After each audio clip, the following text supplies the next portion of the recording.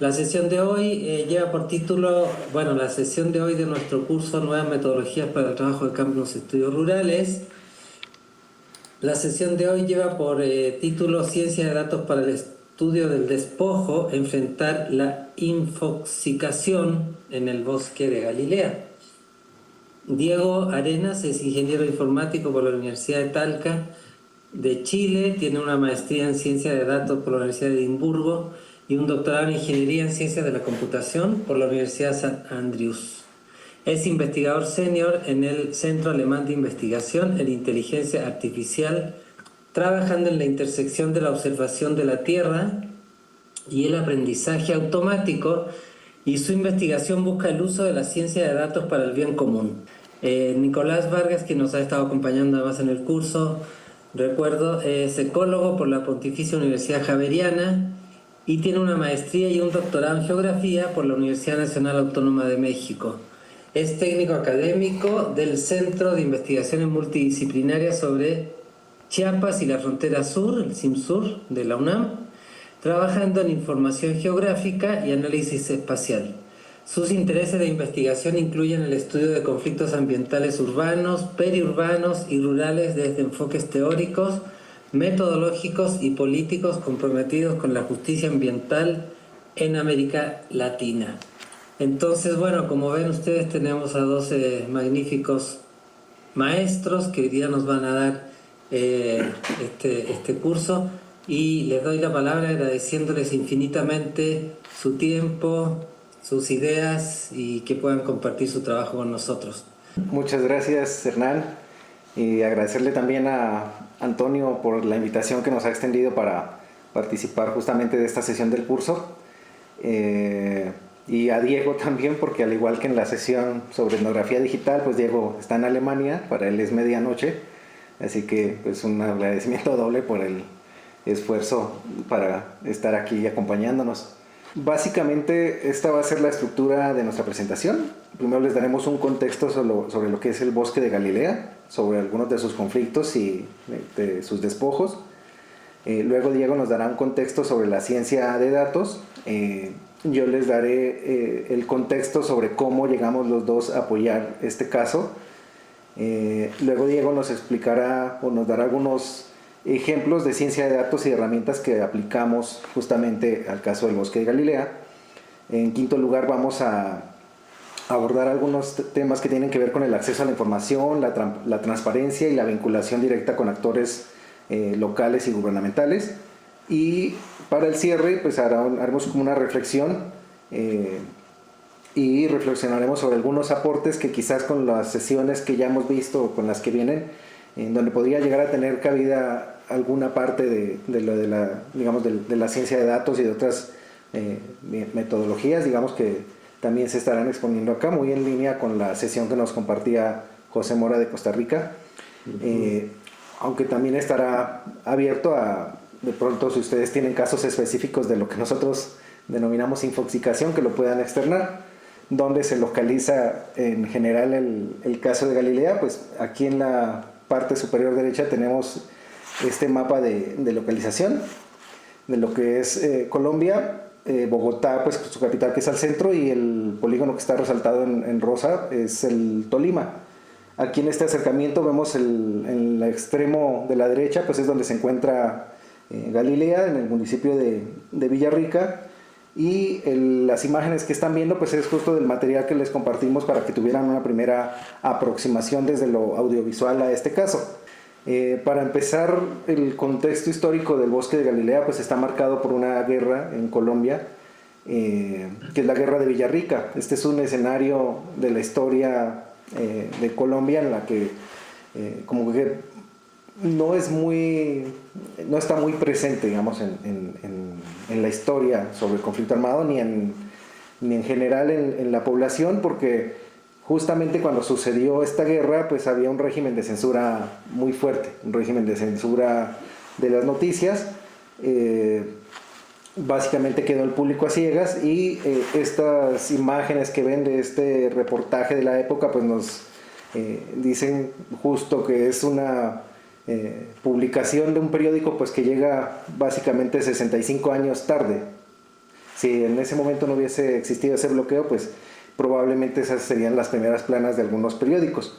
Esto es importante tenerlo en cuenta porque marca como el primer hito, digamos, fuerte de estos escenarios de disputa. Aquí vemos algunas de estas imágenes digamos, de lo que representaba para estas poblaciones campesinas, pues estar en un conflicto armado con el Estado, que para esa temporalidad pues justamente estaban en estas tensiones como de la lucha contra el comunismo, todas estas actividades muy marcadas, y tuvo un escenario muy, digamos, diciente de esas pugnas, digamos, de la geopolítica global, pues expresadas en este territorio.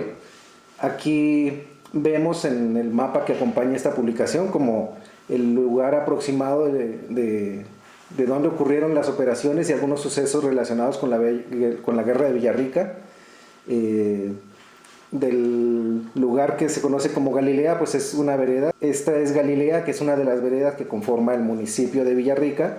Digamos, en los hechos históricos que fundan esta guerra de Villarrica se encuentra una delimitación geográfica de una colonia agrícola que se llamó Sumapaz. Esta colonia agrícola pues se destinó justamente para que en ese momento todas estas movilizaciones agrarias que estaban muy fuertes, digamos, para obtener el acceso a la tierra por parte de las comunidades, fue como un intento de contener, digamos, esa suerte de reclamos, de tal forma pues que se establece esta colonia agrícola.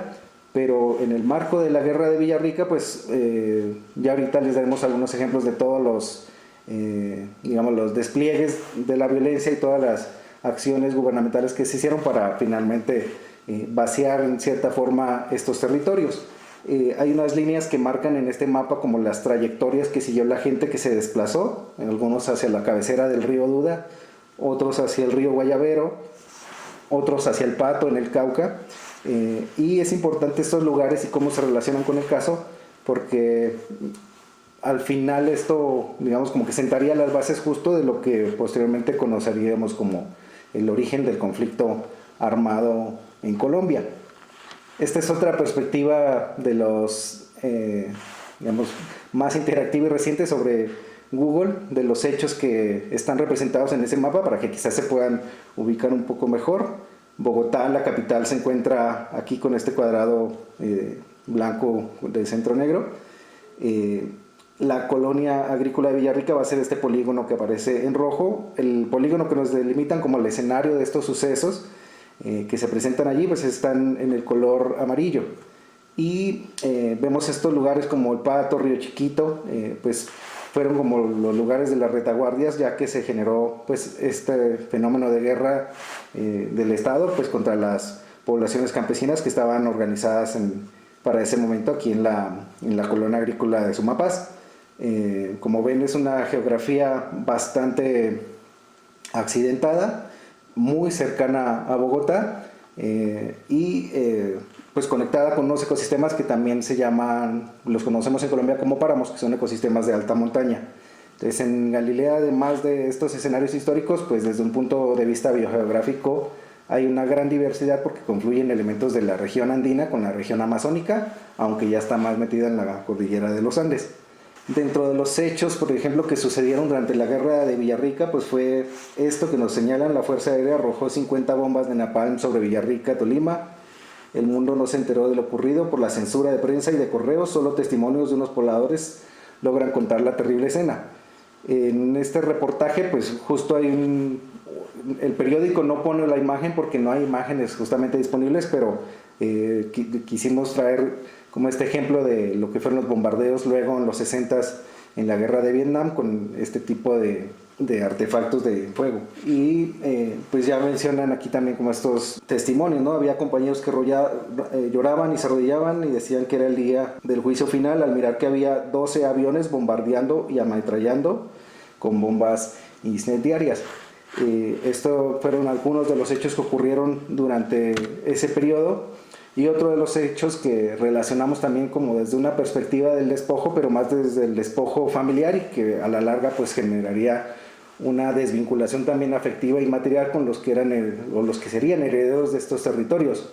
y es que durante la guerra pues muchísimos de los niños, por lo menos nos hablan en este reportaje que reconstruye los hechos, al menos unos 3,000 niños pues fueron repartidos por todo el país, sin saber quiénes eran sus padres, muchas veces ni siquiera sabían ellos sus apellidos. Entonces es un fenómeno como que va vinculando justamente este tipo de tensiones geopolíticas derivadas de la Guerra Fría, con este eco, digamos, en las montañas de la cordillera central en Colombia. Ya nos compartía la doctora Diana Ojeda en su sección, en su clase, el contexto teórico y empírico pues, que existe sobre el despojo, ¿no?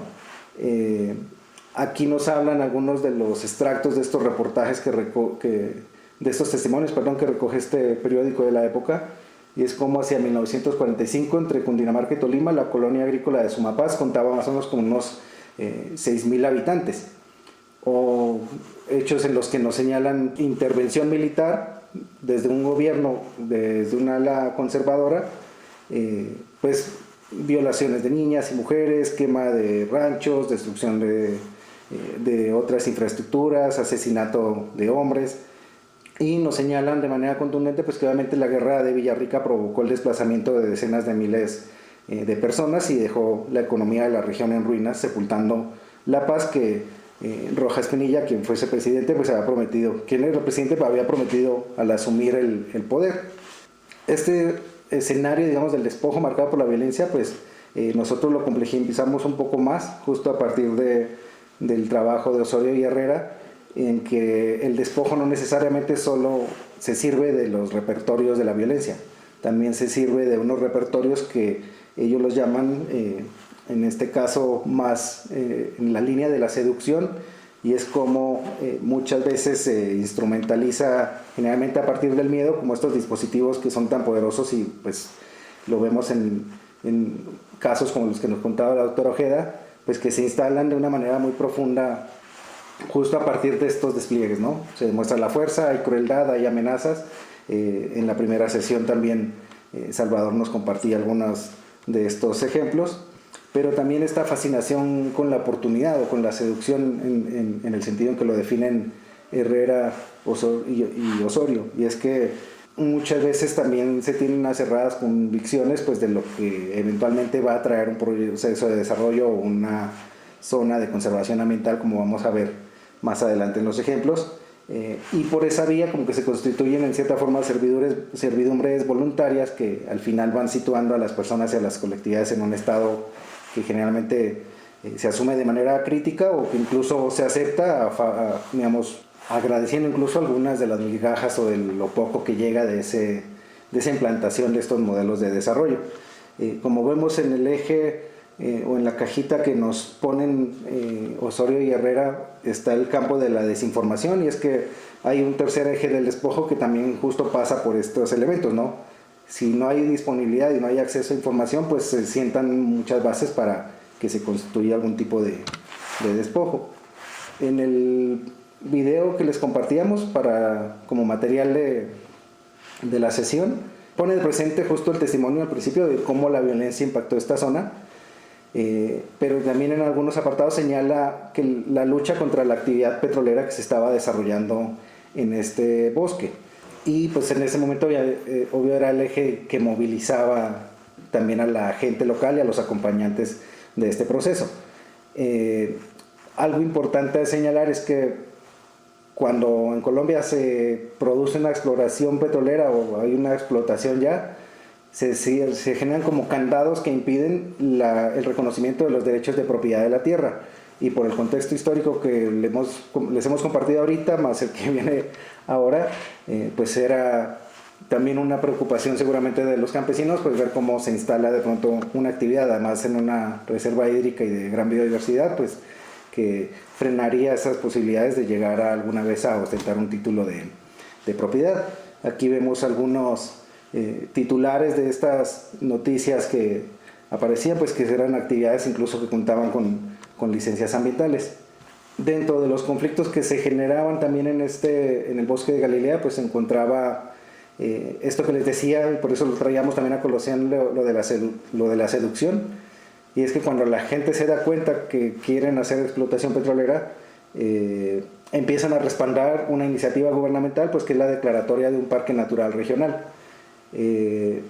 Lo que pasa es que el parque en sí mismo también representa una limitación para reconocer los derechos de propiedad sobre el territorio a comunidades campesinas, pues que históricamente pues fueron afectadas por la guerra de Villarrica y después por el conflicto armado interno en Colombia. Y bajo esa complejidad de los dos conflictos que se van generando, pues surge un tercero relacionado con la comercialización de bonos de carbono, justamente en este espacio del bosque, pues que se dan en una alianza y en unas puertas giratorias en que funcionarios de una universidad pública fundan una organización que después hace la comercialización, pero también mucho conocimiento que a partir de las universidades y el quehacer académico se genera para después sustentar técnicamente la proyección de estos mecanismos de compensación y de reducción de atención al cambio climático. Aquí vamos a exponerles brevemente una línea del tiempo para poner un poco en orden, porque es un conflicto ambiental pues bastante complejo y con varias aristas. Entonces ya les hablamos que en el 29 se funda esta colonia agrícola del Sumapaz. En el 54 empieza la guerra de Villarrica. En el 55 el gobierno decide que se extinga la colonia agrícola del Sumapaz, justamente para impedir estos procesos de colonización y de movilización política que ya se estaban gestando.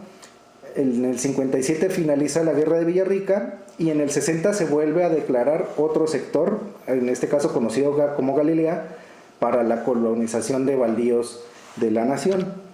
Ya en el 64 como tal es cuando empieza el conflicto armado interno colombiano. En el 64 como que se fundan lo que 2 años después vamos a conocer como las FARC, Ejército del Pueblo. Y pues lo que sucede, digamos, después de la guerra de Villarrica y después de estas acciones, pues es unos procesos pues que sigue la colonización o llegan nuevas personas a recolonizar estas áreas entre las décadas del 60 al 90. Lo que les mencionabas de la exploración petrolera, pues hay un primer contrato que se firma en el 2000. Derivado de ese contrato llegan las licencias ambientales en el 2004. En el 2005 se da otro contrato ya sobre esta misma zona, amparado en esta misma licencia ambiental con otra empresa, y hacia el 2016 ya tenemos lo que sería el acuerdo de paz que se firma con las FARC y el Ejército del Pueblo. Después de esta firma pues es que empiezan las protestas, porque también en zonas que estaban controladas por estas guerrillas pues incentiva pues que se expandan ciertas fronteras tanto productivas como de otra índole, y la gente empieza a protestar justamente en el 2017 por lo que sería la instalación en este caso de estas actividades. Esto coincide pues justo con la movilización que les decía. Los campesinos quieren que se vaya la empresa petrolera. Para ello la Corporación Autónoma Regional, que es la autoridad ambiental en Colombia en esta zona, que se llama Cortolima, pues esta corporación contrata los estudios para hacer la declaratoria de un parque natural regional justamente en esa área. En el 2018 por supuesto pues continúan estas protestas y tenemos hacia el 2019 que finalmente se crea esta figura de protección en un área pues que previamente había sido colonizada y afectada por estos dos conflictos que les mencionamos. Aquí si ven hay un regreso en la línea del tiempo, y es que hay una hacienda que se llama la Hacienda Galilea, que deriva de otras propiedades, y esta hacienda pues que se ejerce su propiedad básicamente en papeles, se subdivide en 219 pedacitos. Eran más o menos 16.700 hectáreas en el 98, y en el 2003 la Universidad del Tolima, que es la misma que hace los estudios en el 17 para declarar esta área, firma un acuerdo con los que en su momento eran propietarios para recibir en donación todas estas tierras. Luego en el 2014 como que se crea una figura que es una acción fiduciaria en la que los predios que no fueron a parar a la Universidad del Tolima, porque en teoría toda la hacienda iba a parar a manos de la Universidad del Tolima, pero por algunas denuncias, ahorita vamos a profundizar en eso, finalmente no sucede, y es así como se crea esta figura, pues que en la normatividad colombiana como que blinda un poco la identidad de quienes ostentan ese negocio. Y les decía, luego en el 2016 se constituye la Fundación AME, que esta fundación se funda con el director en su momento de la Facultad de Ingeniería Forestal de la Universidad del Tolima, quien había estado justamente intermediando pues todas las donaciones de tierras, y en el 2018 ya se constituye como tal un programa de bonos de carbono. Este programa de bonos de carbono pues no lo conoce la gente, y de hecho empieza a vender bonos desde el 2010, porque estos proyectos se pueden estructurar de esta manera y hacer ventas retroactivas, más o menos sobre 12.700 hectáreas de la Hacienda Galilea con participación de la Universidad del Tolima. Y luego viene este otro fenómeno, y es cuando se declara un área natural protegida, tanto en México como en Colombia y supongo en otros lugares. Una cosa es declarar el área y otra cosa es generar un instrumento que dice cómo se debe manejar esta área.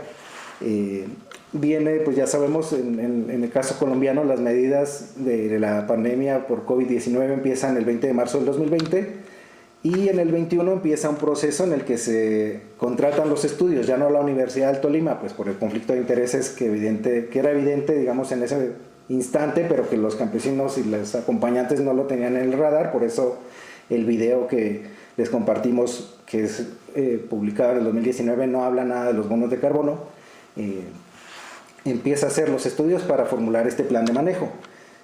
Las comunidades, tanto en el 21 como desde el 2021 hasta el 23, protestan porque la participación ciudadana en un contexto de pandemia, en un contexto rural sin conectividad, pues es una falacia. Entonces empiezan a cuestionar también pues todo esto, y empiezan a entender justo que por sacar a la petrolera también iban a terminar sacándose ellos, dejando libre pues el territorio para un proyecto de bonos de carbono. Finalmente el contrato de explotación petrolera se da por terminado, sobre todo pues tanto por el rechazo pero de las comunidades locales, pero sobre todo por la declaratoria de parque. Y finalmente en el 2023 se impone pues esta figura del plan de manejo del Parque Natural Regional, que en la zonificación básicamente ahí es como si nunca hubiese vivido gente además víctima del conflicto de Villarrica y luego del conflicto armado, y justo esto es el escenario que nos sienta, digamos, toda esta complejidad para tener que empezar a buscar formas de resolver algo que nosotros hemos denominado infoxicación, y ahorita va a venir, y aquí es donde le pasaría justo la palabra a Diego, ¿no? Porque es justo en el marco de esta complejidad y de tratar de jalar hilos y ir entendiendo cómo se dan estos procesos de despojo, que entramos a la ciencia de datos. Como introducción a ciencia de datos, básicamente viene del análisis de información o de los sistemas de información. ¿Y qué se busca en ese contexto, en ese caso? Es ir desde los datos que se recolectan, que pueden ser de cualquier tipo, en cualquier formato, pero en el fondo no contienen mayor información. Cuando somos capaces de procesar los datos, analizar los datos, vamos extrayendo información. Un dato puede ser un número, pero si ponemos número más una unidad, ya podemos contar con información. Por ejemplo, los kilómetros cuadrados, la cantidad de predios que Nicolás contaba, en el fondo ya es una información. Luego, cuando procesamos la información, queremos generar conocimiento o extraer conocimiento desde los datos o desde la información que generamos desde los datos. Y ahí queremos encontrar patrones. Ahí nos vamos dando cuenta de... no sabemos a priori qué puede haber. En este caso, al analizar como los traspasos de información, fuimos entendiendo que hay saltos, que hay traspasos de propiedades, pero todo eso en el fondo no se nota desde los documentos, es muy difícil apreciarlo. solo al momento de estructurar esta información, estos datos, se empieza a generar este conocimiento. Y el ideal es llegar a la sabiduría, que es una palabra un poco abstracta, quizás es más razonable hablar de acciones repetibles. Cuando el conocimiento es constante o se repite de un patrón a otro, en el fondo podemos gestionarlo mucho más fácil, y podemos quizás anticipar y poner acciones para cuando determinadas acciones suceden, nosotros tenemos la respuesta a mano. Sigamos a la siguiente slide.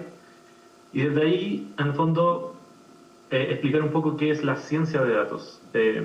La ciencia de datos como concepto, en el fondo, es similar o es lo mismo que al análisis de información, pero se le empieza a llamar ciencia de datos en este mundo de Big Data, de grandes volúmenes de datos. Entonces, los que se dedican a analizar estas grandes fuentes de información o bases de datos en la web y en base de datos, en el fondo se le llama científico de datos. Y generalmente es un campo interdisciplinario donde se encuentran personas, individuos que vienen de la estadística, de la informática, de las matemáticas, de las ciencias sociales muchas veces, que su tarea en el fondo es extraer conocimiento para ayudar a la toma de decisiones. Y este diagrama de Venn, este diagrama de Venn es interesante porque en el fondo representa los tres mayores campos o expertices que son necesarios. Un poco hacking skills, como ciencias de la computación, saber programar para poder hacer los análisis que se necesitan. Habilidades matemáticas, en el fondo para poder sacar promedios, entender un poco los datos. Y se requiere además dominio experto del tema que uno está trabajando. Si no, uno cae dentro de estas como intersecciones. El danger zone es como la zona de peligro, es cuando uno sabe programar, tiene conocimiento, pero quizás los análisis que saca son no son ciertos porque uno no los puede validar o no tiene los conocimientos estadísticos necesarios para validar. Entonces Data Science es como un popurrí de diferentes habilidades. Y no necesariamente tiene que ser una persona, generalmente esto es con equipo, entonces el conocimiento experto viene de las personas que están en el campo, con ideas de qué hipótesis se pueden testear. Las personas que están en matemática, en el fondo, toman esa idea y las pueden programar si tienen conocimiento de programación, y así se genera Data Science. Solo como referencia, si quieren ahondar más, los lenguajes más utilizados actualmente son Python, R y SQL. SQL es para manejo de base de datos. Aquí, en el fondo, lo que me gustaría que se fijaran es en la parte de abajo, en el diagrama. La parte principal, este es como el flujo de trabajo para un proyecto de Data Science, que generalmente se repite y se itera de una zona a otra, pero la definición del problema es muy importante porque, dado el problema que vamos a estudiar, la problemática, en el fondo, es qué datos podemos recolectar para poder entender o sacar conclusiones acerca de ese problema. Entonces, la definición, a veces hay que iterar ahí, hay que repetirlo, hay un tema de hacer un enfoque del proyecto, definir el alcance del proyecto, y viene la recolección de datos. Y los ejemplos que les vamos a mostrar con Nicolás tienen alta relación con la parte de recolección de datos, porque nos pasaron, para este proyecto hay datos con diferentes formatos, hay muchos datos, y de ahí viene el tema de la infoxicación. Por lo tanto, se hace necesaria una limpieza de esos datos. Y una vez que se limpia, esto ya se hace repetible y se hace un poco más directo el análisis que se puede hacer. Análisis exploratorio generalmente se hace al inicio de los proyectos y sirve para entender qué datos contamos, qué datos tenemos. Y la idea aquí es saber por cada archivo que uno recolecta qué contenido tiene. Hacer como un análisis forense de los datos. Y en base a eso, uno pasa a modelarlo. Bueno, lo limpia, es un proceso iterativo, y pasa a modelarlo. Y modelamiento significa que en vez de usar quizás toda la información, simplemente quizás es necesario sacar un promedio, y esa información condensada, en el fondo, sirve más que tener 200 números individuales que pues, quizás se hace más difícil hacer el entendimiento. Y cuando hablamos de ciencia de datos, generalmente lo que se busca es hacer un producto de datos. Que el producto de datos es un concepto que engloba, puede ser un reporte, puede ser un análisis, puede ser un gráfico, puede ser un email con una alerta. El producto de datos es un objetivo tangible que es producto de el análisis que se está haciendo. Y aquí los ejemplos que les vamos a mostrar son un tablero de control donde se puede navegar la información, quizás hacerlo un poco más entendible y como producto intermedio datos tabulados que vienen de datos no estructurados, que vienen de documentos PDF, documentos de texto. Tenemos incluso mapas para analizar y otros datos que no siempre vienen en las tablas listas para analizar. Y en estos tipos de enfoque, en el fondo, solo quería mostrar distintas formas de expresar estos productos de datos, estos enfoques. Análisis de datos, análisis descriptivo, histogramas, diagramas de caja, modelamiento predictivo, a veces se quiere predecir un evento o se quiere de repente entender por qué sucede algo.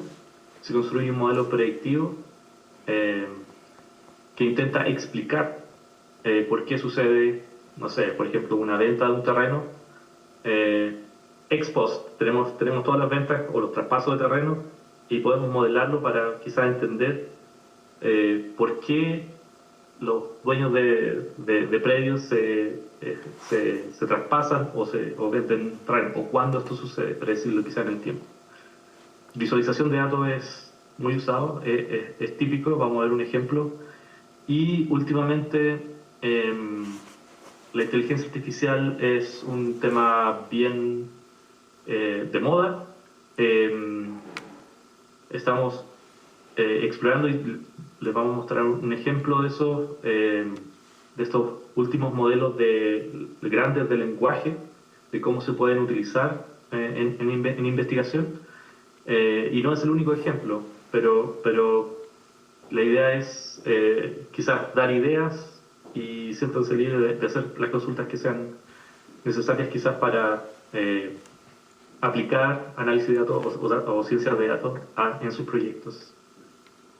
Devuelvo la palabra a Nicolás. Gracias, Diego. Sí, pues queríamos mencionarles también del contexto de cómo llegamos, porque creo que eso aporta justo a lo metodológico. Y aprovechando este punto, aclarar que ni Diego ni yo hemos estado físicamente ni en Villarrica ni en el bosque de Galilea.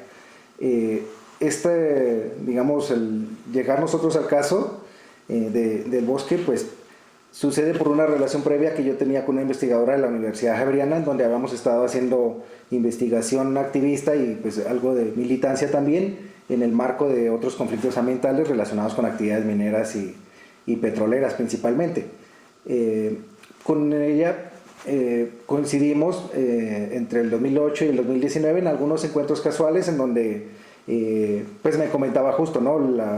El problema que tenían con lo petrolero, el esfuerzo que estaban haciendo por reconstruir la escuela comunitaria, pues que era un referente fundamental tanto en lo que fue la guerra de Villarrica como posteriormente durante el conflicto armado como centro de reunión, y pues esta apuesta que hacen ellos sobre cómo constituirlo como un centro de memoria y de acción integral justo por el cuidado del bosque de Galilea y el territorio.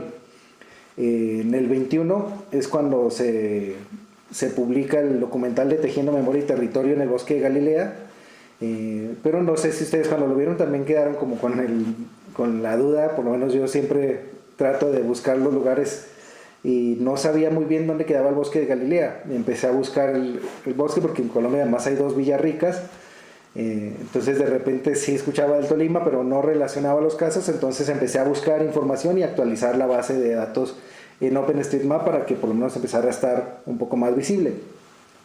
Ya para noviembre del 21 nos encontramos nuevamente con la investigadora de la Javeriana, en donde había un taller de intercambio justo sobre experiencias en el marco del monitoreo participativo de conflictos ambientales.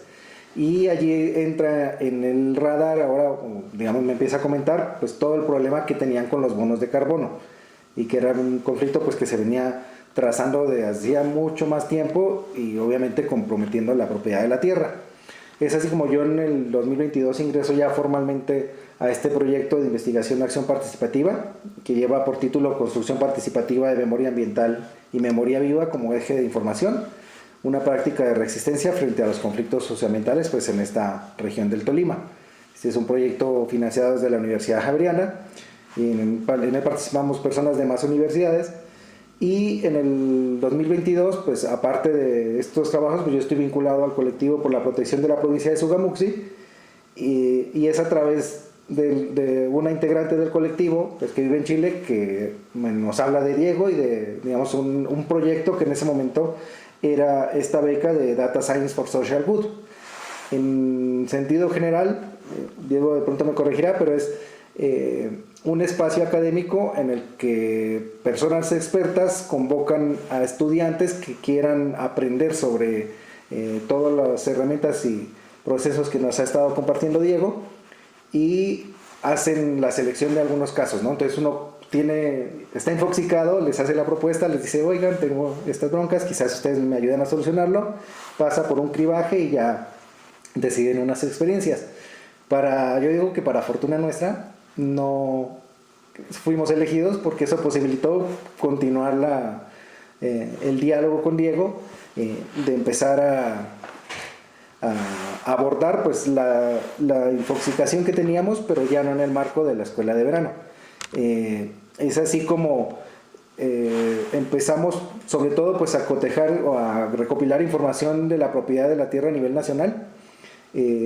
Aquí es muy importante señalar que Villarrica, pues que es el escenario principal de todas estas acciones violentas, es el único municipio del Tolima que no tiene información pública sobre la propiedad de la tierra. Aquí vemos también pues, lo que fue la extensión de la colonia agrícola del Sumapaz, que pues, empezó en el 29 y terminó en el 55. Esta es más o menos la extensión. En este otro color ya más como amarillo, quizás lo vean ustedes, es el nuevo decreto que hacen sobre otro sector para la colonización. Esto en el 60, 4 años antes de que empezara el conflicto armado y un año después casi que terminara la guerra de Villarrica. Vemos aquí estos cuadritos son la hacienda Galilea que les referíamos. Cada uno de estos cuadritos pues es la subdivisión de ese territorio pues que realizaron los que en ese momento tenían pues, los documentos. Y el polígono verde pues es el Parque Natural Regional del Bosque de Galilea, que se decreta allí, ¿no? Teníamos luego esta información, y es, por lo menos en materia de tierras, en Colombia esa siempre ha sido la estrategia, como de hacer muchísimos cambios en las organizaciones. Cuando hacen esos cambios no se sabe a dónde van a parar los archivos de las entidades. En las notarías públicas a veces en el marco del conflicto armado también las quemaban o se hacía perdediza la documentación, y nos encontramos con estos escenarios, ¿no? En que pedimos a través de una senadora de la República información de la propiedad de la tierra y nos dicen, encontramos la información, se las vamos a enviar, son 16,000 planos en formato PDF.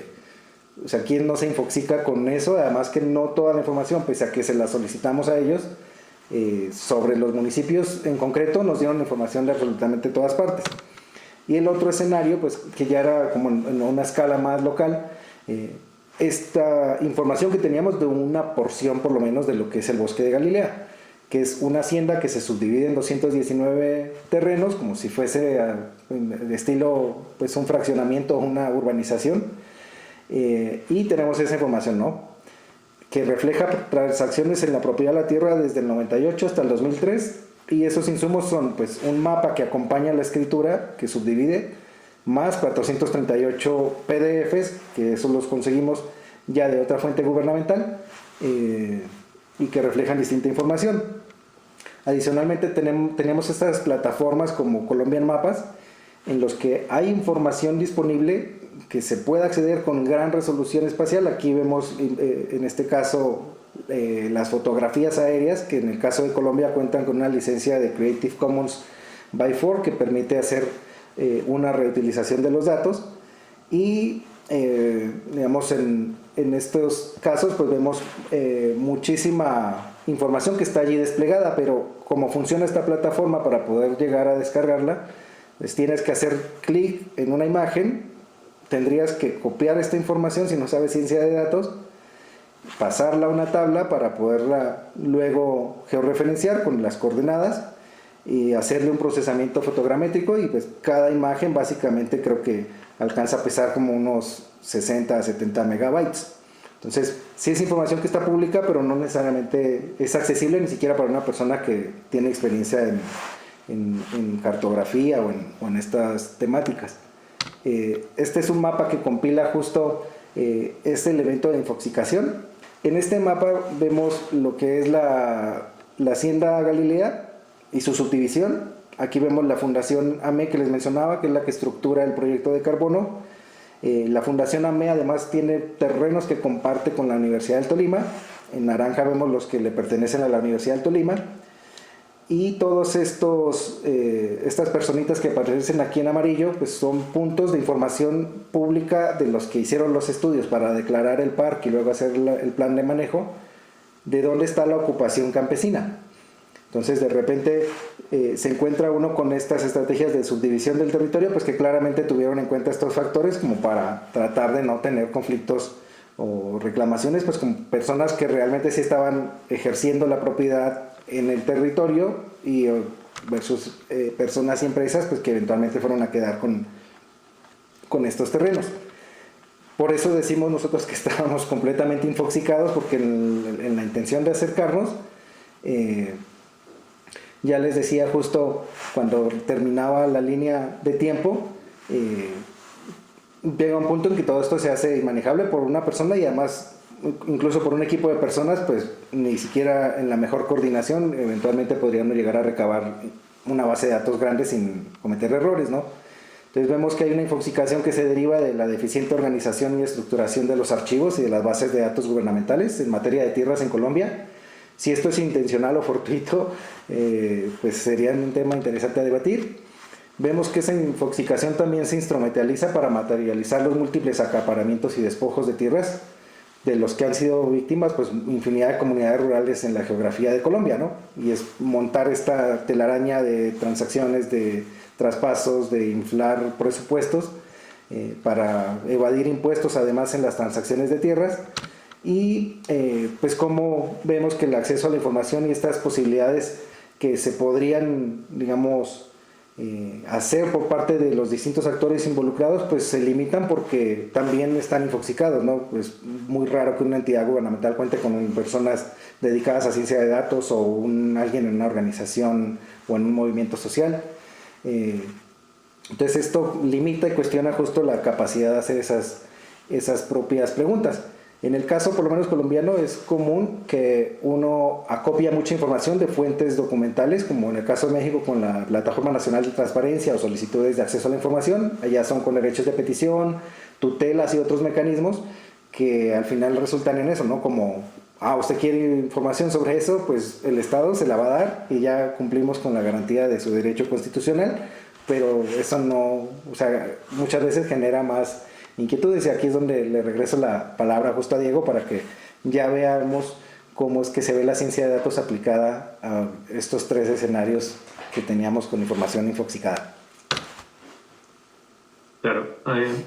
Nicolás mostraba cómo utilizar el sitio de Colombia en Mapas y básicamente es un proceso muy repetitivo. Y hay herramientas en ciencia de datos, en la colección de datos, donde este mismo proceso se puede automatizar. Lo que estamos viendo en el video básicamente es un proceso automático. En el lado derecho hay código en lenguaje Python que en el fondo está controlando lo que está sucediendo en el navegador. Pero lo que está pasando en el fondo es que el código está controlando el mouse, está seleccionando exactamente lo que Nicolás hizo en la demostración, pero con la ventaja de que esto se puede dejar corriendo, descargar estas imágenes que en el fondo eran, corrígeme, eran alrededor de 400. Sí, como 450, sí. 450 y bueno, este proceso se puede extender, hay una imagen en Colombian Map que se necesita, pero para el proceso del bosque de Galilea, esto, o del área de Tolima, este es lo que en el fondo se creó y está recuperando la misma información, la metadata de los archivos. Bueno, ahí se cayó, pero lo he hecho andar de nuevo y empieza a descargar de a una las imágenes. Rescata la metadata, el nombre, y lo convierte en una tabla y con las coordenadas además, que se pueden analizar. Entonces después se puede hacer el mapeo de la imagen descargada con la metadata que se rescata que aparece la información, que en el fondo está en el sitio web, no hay ninguna otra fuente para utilizarlo, y gracias a esto se llama web scraping. Esta técnica permite automatizar este proceso y facilitar la recolección de datos. Este es un ejemplo. Ahí lo detuve solamente 6 imágenes. El segundo caso mostraba Nicolás la gran cantidad de PDFs. Así se lucen los PDFs. En el fondo es un texto con páginas variables. Estas son 4 páginas y tiene información de fechas, ¿cómo se llama? La notaría, la descripción geográfica en uno de los PDFs, como la metadata, y en el siguiente PDF, que lo voy a mostrar al tiro, tiene las partes que quizás nos interesan más, que son las anotaciones. Y cada anotación, en el fondo, es como un párrafo. Hay 2 tipos de PDF. Este es el segundo tipo. Cada anotación, en el fondo, tiene un espacio variable, líneas variables, pero viene el número de la anotación, la fecha, tiene una serie de información que se da a entender, a simple vista podría estructurarse. Y eso es lo que intentamos hacer acá, y cuando generamos las tablas a partir de estos PDFs. Aparece el valor, que es muy importante en el análisis, porque en el fondo luego vamos a ver que permite visualizar los saltos, que al principio se vendieron por 100.000 pesos colombianos, las siguientes transacciones por 3 millones, el mismo predio, por ejemplo. Acá está el código procesando 219 PDF, es bastante rápido, y lo que está haciendo es leer el PDF, extraer toda la información que necesita y guardarla en una tabla.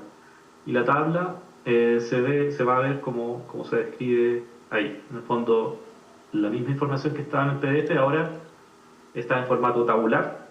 Esta información se puede exportar a un CSV o a un Excel, y esto permite el análisis por parte de Nicolás y sus colegas. Yo aporté con la parte de la estructuración de la información para quizás hacer un análisis más en profundidad de los datos. La alternativa es copiar toda esta información a mano, que 200 o 400 PDF es muy propenso a error, toma tiempo, quizás costoso en términos de recursos, y esto, como ven, se demoró 10 segundos una vez implementado, pero y ahí aparecen los montos, aparecen la información. Esta información la vamos a tomar para generar un segundo producto, en el fondo. El primero es la tabla para hacer estos análisis, y el segundo es para explorar esta información. ¿Cómo se puede explorar? Tenemos un dashboard. En el fondo tiene el mapa con los predios, tiene el monto acumulado de transferencia.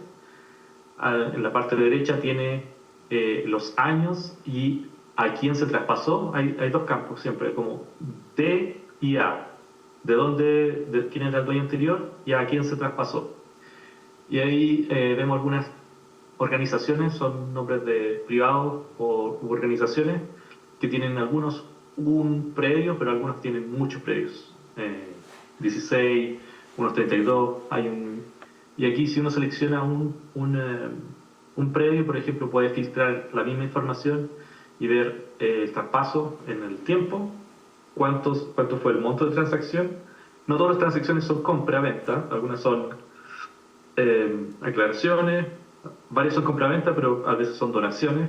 que también es bien, aparece harto, y aparece la notaría, porque es un análisis de nicho interesante de estudiar. Y aquí estoy seleccionando el predio 87 y creo que el 51. En la siguiente, este es un tercer producto derivado de la misma información. En el fondo esto sirve para estudiar uno a uno las transferencias de predio o la transferencia de la propiedad de la tierra. Desde el inicio y por qué sociedades pasan. Y a veces se producen loops que la misma sociedad se la entrega a otra persona y la persona se la entrega a la misma sociedad. Y todo eso se puede identificar con este un diagrama de Sankey. Aquí se puede analizar por lote, qué pasó con la historia del lote o la organización. Por ejemplo, aquí en la Universidad de Tolima se puede ver la cantidad de individuos o organizaciones que le transfirieron o le pasaron propiedad a la Universidad de Tolima, y ahí queda bastante claro. Son, claro, dos ejemplos que salen de la misma información estructurada desde los PDF. Como vemos al principio, ese proceso de recolección, análisis, limpieza y generación de productos, aquí está como marcado. Estos son distintos productos, no siempre esto es lo mismo que se ocupa en ciencia de datos, pero nos pareció que esto podría ser lo más útil en este minuto para hacer el análisis de información. Quizás después un refinamiento del dashboard para dejarlo público va a ser lo mejor una vez que se entienda mejor lo que se quiere comunicar con estos datos. Justo en las diapositivas que vienen, una cosa es recopilar toda esta información y usarla en el marco de un proyecto de investigación, pero como les mencionaba, el proyecto se cimenta en una aproximación y una apuesta desde la investigación acción participativa. Y en ese sentido, nosotros optamos por empezar a crear también visores de información sobre distintas temáticas que no las encuentras en fuentes gubernamentales en la escala que requieres, y que muchas veces para accederlas requieres una computadora. Diego les va a estar compartiendo ahorita en el chat los QRs que se están compartiendo para que no tengan la presión de estarlos escaneando de pronto para acceder. Pero esta información que brinda pues un contexto para que los actores locales, los actores académicos, los actores institucionales que están vinculados y tienen que ver con esa gestión, pues puedan ver los datos, abrirlos, descargarlos incluso. Por ejemplo, que es sobre la propiedad de la tierra, aquí vemos ya 2.666 veces que alguien visualiza esta información, está a distintas escalas. Ahí los puntos representan justo información que está pública sobre coordenadas de dónde estaba habitando la gente. Vemos el parque, digamos, otra información por si lo quieren ustedes ir explorando. Obviamente esta información va de vuelta también en mapas en gran formato que se entregaron al equipo de investigación que sí hace el trabajo en campo, en terreno con las comunidades, y que muchas veces jamás habían visto ni siquiera una imagen satelital detallada de ese territorio, mucho menos una imagen satelital donde ya ahora saben dónde está la información, dónde empieza el parque, dónde empiezan los terrenos, quién está en conflicto porque dice que el terreno es de 3 o 4 empresas y él ha vivido ahí o ella ha vivido ahí durante 30, 40 años. Hay otros que lo pueden explorar justo en YouTube. Esto fue una presentación que hicimos en su momento en un escenario con la Contraloría, porque creíamos pertinente justo contextualizar cómo está geográficamente esta región y entender los múltiples sobrelapes, porque muchas veces los funcionarios tampoco tienen en la cabeza los mapas de donde les está hablando la gente. Entonces lo proyectamos y en este caso nos ayudó a ver que contrario a lo que pensaba la gente, la mayoría de los predios no eran propiedad de la Universidad del Tolima. La mayoría de los predios estaban en propiedad de la Fundación AMEG, cubierta bajo una acción fiduciaria, más una centena de empresas colombianas que en su momento entraron a recibir estos predios para evadir impuestos, más o menos en el 2012.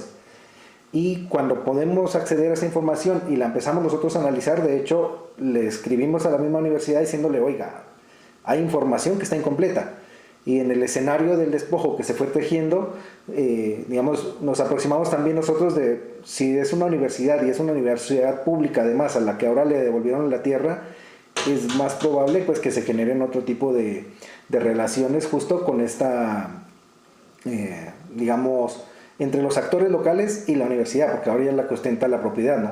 Entonces, justo el empezar a hacer visible esta información, pues fortalece que la misma universidad entienda mejor cómo está legalmente su patrimonio y qué fue lo que recibió, cuándo y en qué contexto complejo. Y pues eso ha derivado también en reclamos de las comunidades para que puedan, digamos, a ver cómo resolver este berenjenal que ha armado el conflicto armado con el agandalle de mucha gente con esas tierras. De las fotografías aéreas, tanto las recientes, que eran las que tenían coordenadas, como las antiguas que no, y ese ya fue un proceso de georreferenciación aparte, también están disponibles en una plataforma respetando la licencia gubernamental. Aquí hay un ejemplo de esta plataforma que se llama Open Aerial Map. Ustedes la pueden explorar por su cuenta sin problema. Ahí se almacenan imágenes con distinto tipo. Y en muchos casos, por ejemplo, ya les decía a ustedes, una foto de esas 456 solamente pesa 70 megabytes. Un campesino jamás va a descargar 456 fotos, porque además ni siquiera va a saber cómo ponerlas si no tiene la información o el apoyo técnico para hacerlo. Entonces, en este caso ya es un proceso que se llama fotogrametría. Aquí nos estamos acercando justo al casco urbano de Villarrica, y aquí vamos a ver lo que es la colonia, que es donde se generaron, digamos, la mayor parte de actividades y donde están las fotos que reporta la época de la violencia que se generó en aquel tiempo, justo durante el periodo de guerra. Y pues es información que además está interconectada con otras formas de visualizar, porque muchas veces estamos acostumbrados, los que hacemos cartografía, pues a verlo desde arriba y ya identificamos, esto es más alto y esto es más bajo porque aquí se ve que fluye el río y aquí no está fluyendo, pero no toda la gente tiene digamos, esa misma familiaridad con la información. En este caso también estamos viendo, era para nosotros relevante información vieja que estaba disponible ahí, digamos, por lo menos antigua, que diera cuenta cómo estaba poblado ese territorio. En el caso de Colombia en mapas, para esta zona solo había información de 1999, aunque el acervo aerofotográfico de Colombia es bastante extenso. He encontrado fotos hasta de los 50 en adelante. Y aquí nos acercamos justo en esta zona donde está la escuela de Galilea que nos mencionaba el video que les comentaba. Toda esta información además es interoperable con otras plataformas, se puede vincular desde dispositivos celulares por todos los protocolos en los que está desarrollado. Y ya les decía que es también interoperable con otras plataformas. En este caso voy a saltar a lo que es Sketchfab. Este es un repositorio de modelos tridimensionales que también permite asignarle licencias de Creative Commons by 4. Y este es un ejemplo de cómo entramos a una información que está de Villarrica, del bosque de Galilea, y con un link podemos saltar para visualizarla en otra plataforma. Aquí está el link justo que copias, pegas en el mismo navegador, y en este caso lo que va a posibilitar es un recorrido tridimensional con puntos predefinidos que se han establecido. Entonces se muestra la Cuchilla del Tamizal, el río Riachón, la vereda Vegas del Café que queda en Dolores, la vereda del Carmen que también es del municipio de Dolores, el río Negro, el río Chipas en este caso, la quebrada La Nutria, la vereda Galilea, el Cerro Piñales y la escuela de la vereda de Galilea, que era la que nos reportaba. Aquí en este mapa además es muy interesante porque además de ver el relieve se es más claro pues cómo estaba la ocupación y las transformaciones, que en otros escenarios quizás sería más difícil visualizar. Todos esos modelos están agrupados en una galería. También además se pueden descargar en una computadora y abrirlos de manera tridimensional. Quien le sepa incluso puede llegar a imprimir esto en 3 dimensiones con una impresora. Y pues los créditos también que pues atribuyen de dónde se saca la información y quiénes participamos en ese procesamiento. Ya para ir hacia el cierre queríamos señalar pues cómo la información a veces también resulta en despojos, ya sean coordenadas o píxeles, porque la gente pues no puede ver su nombre reflejado en una lista, pero no necesariamente va a saber si esa coordenada que lleva su nombre representa realmente su localización. Y también hay en este mapa, estos son polígonos de trabajo que han hecho en campo reconstruyendo los terrenos de una sola familia, y vemos que es muy distinto representar la información con un punto a representarla con un polígono, porque da una idea bastante distinta de la ocupación. De hecho, en esta fuente de información que es justo de los estudios para declarar el parque, ni siquiera se reportan las áreas que estaba ocupando la gente, que ahora el temor es que la quieran sacar. Aquí hay un ejemplo de cómo hay una perspectiva también de la escala espacial y temporal que se vinculan directamente con el despojo, y es que si yo no tengo una vista, digamos, de varias décadas, es una zona afectada por conflicto armado, pues puedo desconocer justamente pues un proceso de despojo que hubo, y en un contexto de selva pues rápidamente se haya regenerado las cubiertas de la tierra. O si las píxeles de las imágenes que se usaron para hacer el estudio pues invisibilizan la presencia de una transformación de una casa, por ejemplo, de un cultivo, pues poco a poco van sumando al despojo. Esto hace parte, de hecho, de un documento que enviamos en el 2023 a Cortolima, que es la entidad que estaba a cargo de oficializar este plan de manejo, y les decíamos, hay información pública que está disponible, pero ustedes no la han utilizado. Vean, nosotros ya la procesamos, aquí están los links de descarga, ustedes la pueden incorporar.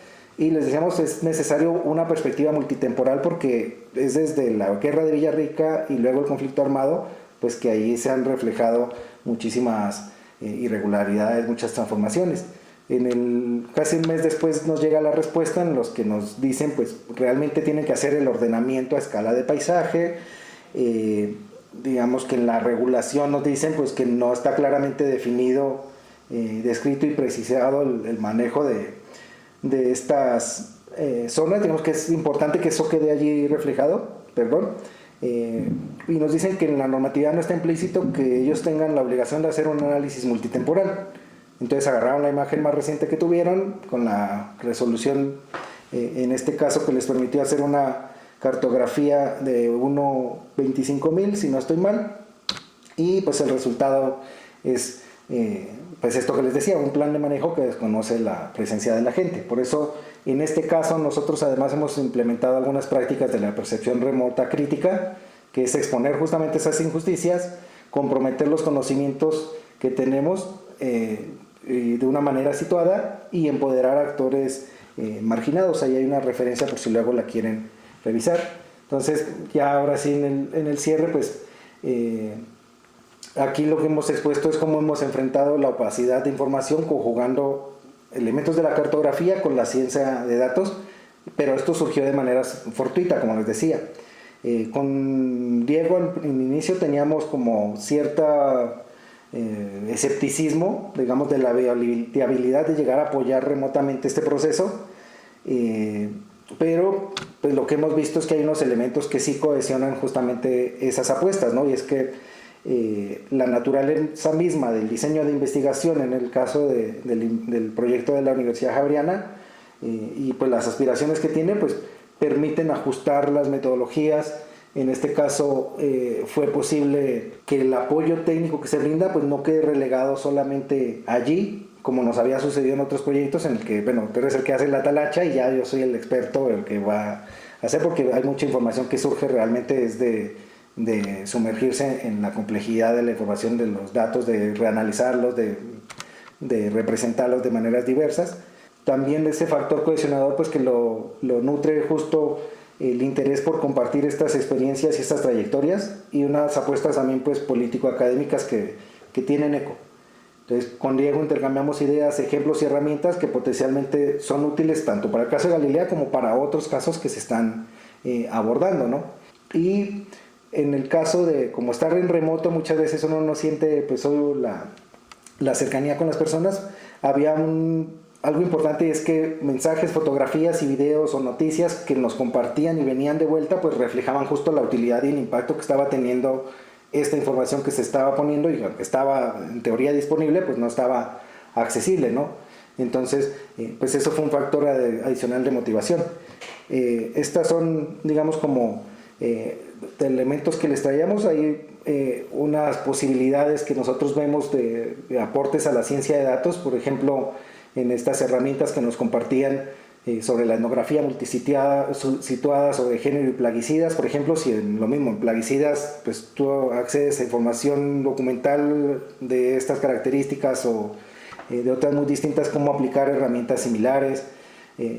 Esto hace eco con lo que nos compartían tanto Diana como José en cuanto al despojo, de cómo herramientas de ciencia de datos contribuyen justamente a tener estas representaciones y hacerlo desde una perspectiva de mapeo participativo que desafortunadamente, porque no hemos podido acercarnos a Galilea, pues no ha llegado a ocurrir, pero también en escenarios como el de la etnografía digital que nos compartía Marcela Suárez en la sesión anterior, ¿no?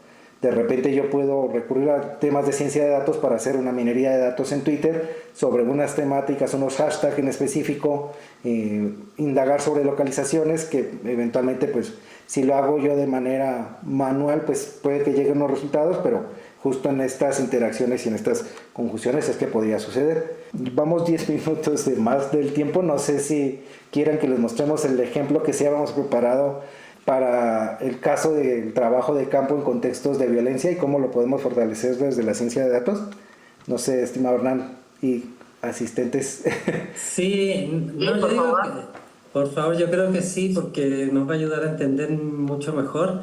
Y bueno, todavía tenemos bastante tiempo después para algunas preguntas, siempre y cuando ustedes también estén disponibles, tú y Diego. Claro que sí. Pero yo digo que sí veamos el ejemplo.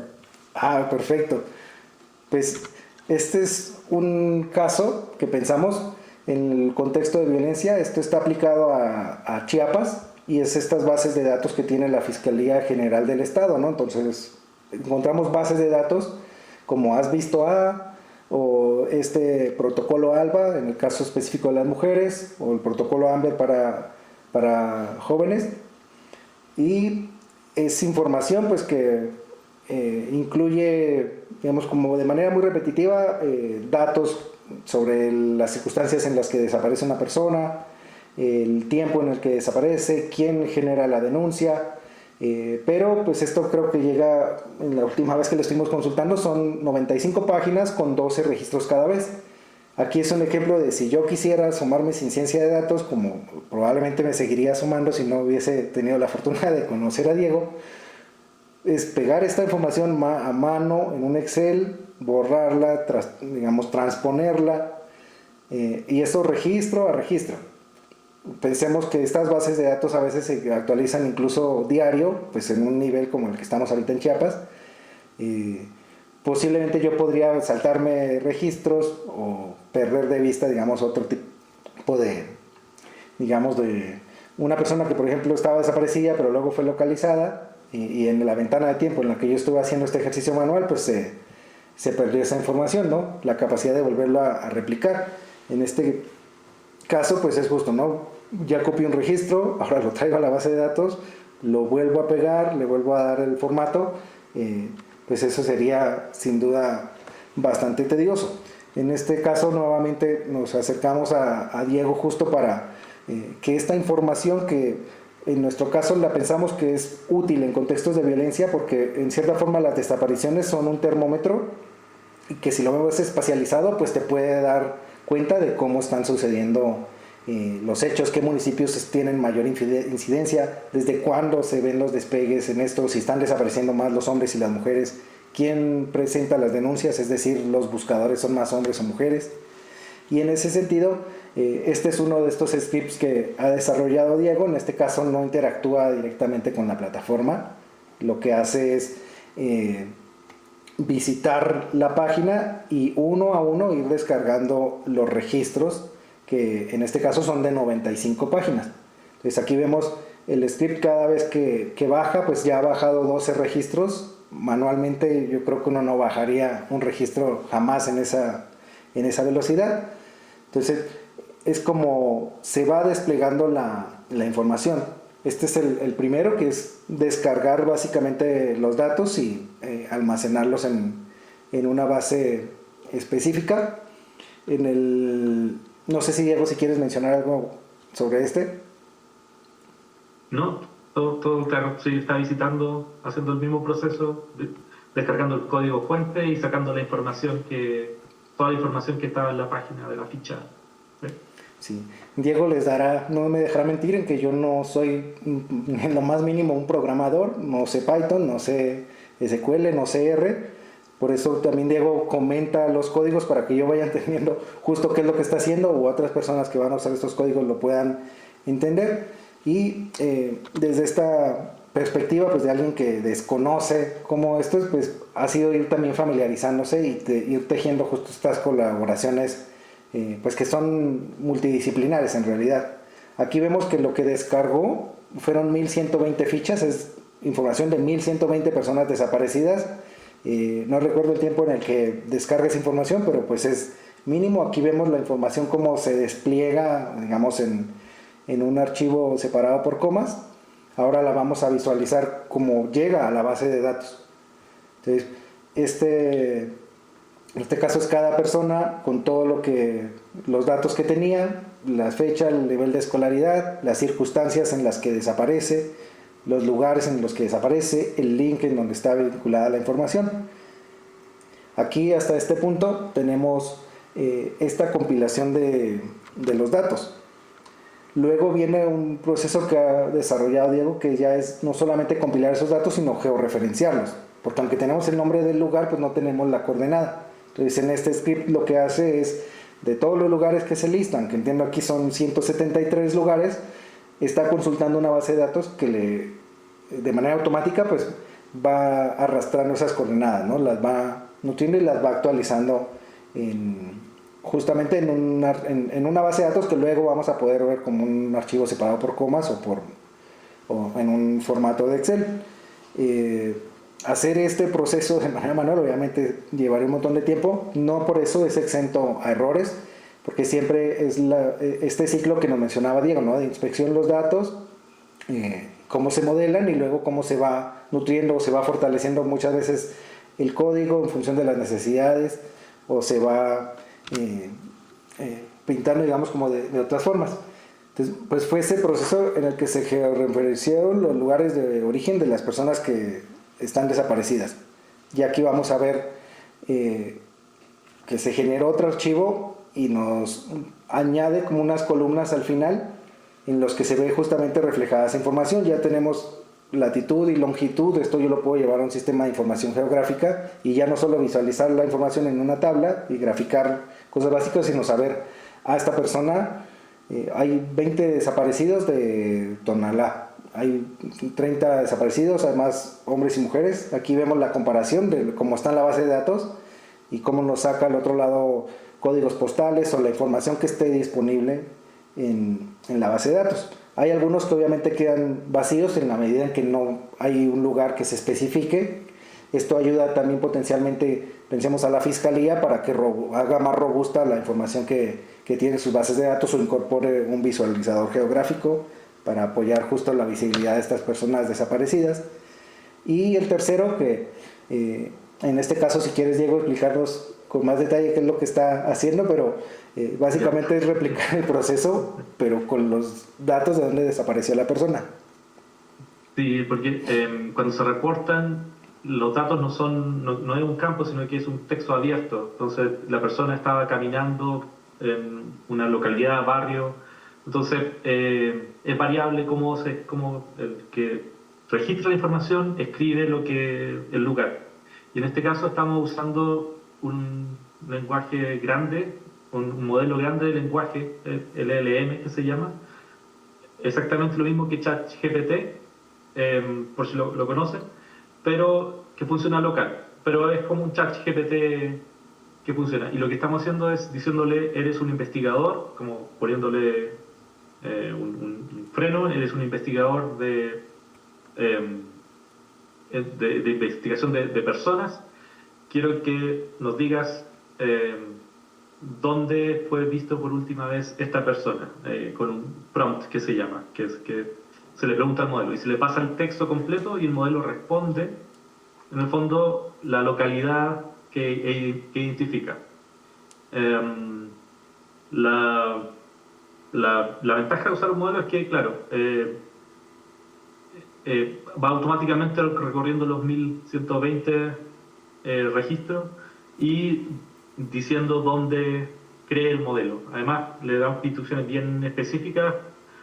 Si no sabe dónde está, que no responda o que diga que no sabe. Así no agregamos alucinaciones, que se llama, que es cuando el modelo inventa cosas. Tratamos de evitar eso. Pero esto es como un uso de, yo diría, bien interesante y como de última vanguardia casi, porque estos modelos están bien de moda y generalmente se ocupan para problemas muy básicos. En este caso es un problema serio, tangible, y yo creo que puede ser un aporte en la investigación el incorporar este tipo de tecnología a la investigación. Sí, justo aquí en lo que está desplegándose, pues es como nuevamente se añade un campo con información que a partir de las circunstancias nos dice, por ejemplo, que desapareció en el barrio San Pedro, perteneciente al municipio de frontera Comalapa, Chiapas, y va sacando la respuesta más condensada. Ciertamente no es perfecto, y seguimos justo en pruebas pues que ayuden a hacer un seguimiento constante, porque en lo que hemos estado por lo menos analizando de repente en esta cotejar si se está desempeñando bien, cómo está dando las respuestas, vemos casos en que de repente una persona que estaba desaparecida de hace años desapareció de la base de datos y dice, no, busco noticias y no hay información sobre esta persona, ¿no? ¿Realmente la localizaron o por qué ya no aparece en la base de datos? Este era como uno de estos ejemplos que traíamos. En el caso de cómo llegar a aportar justo con esta digamos con la ciencia de datos a una base de datos, a una base específica de desapariciones en Chiapas que pueda eventualmente ya georreferenciarse. Ya hemos hecho las pruebas de georreferenciación, por lo menos en el caso de Tapachula pues es supremamente marcado, y pues la idea es ir analizando como qué repertorios son los que utilizan justamente los actores para hacerse con el control de estos lugares, ¿no?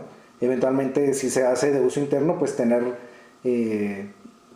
por ejemplo, directrices desde un consejo académico de decir, no vas a estos lugares no porque ahí me haya llegado el rumor, sino porque mira las cifras de desapariciones en este momento, está tenso el trabajo de campo para que tú lo hagas de manera individual, o ya sea visibilizar la situación en materia de desplazamientos. Ahí lo que estamos viendo es ya a estos 5 registros, pues que para el ejemplo tomamos, pues cómo nos señala casos erróneos, como este que decía sin información, y nos pone el centro de información del INEGI en Culiacán.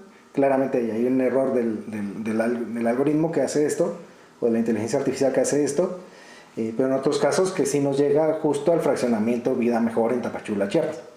Y con esto cerraríamos con la invitación pues de que nos contacten también en caso de que tengan dudas de cartografía primordialmente conmigo, de ciencia de datos primordialmente con Diego, para que no sientan que se queda como pues en mostrar cómo funciona, y en lo posible pues sugerirles lo que fue mi caso, pues que aunque se dio de manera fortuita, buscar estas colaboraciones con personas que muchas veces hacen ciencia de datos, pero con problemas de pronto que son más ficticios, o con bases de datos pues que ya están retrabajadas y no en el marco de un contexto de un proyecto de investigación.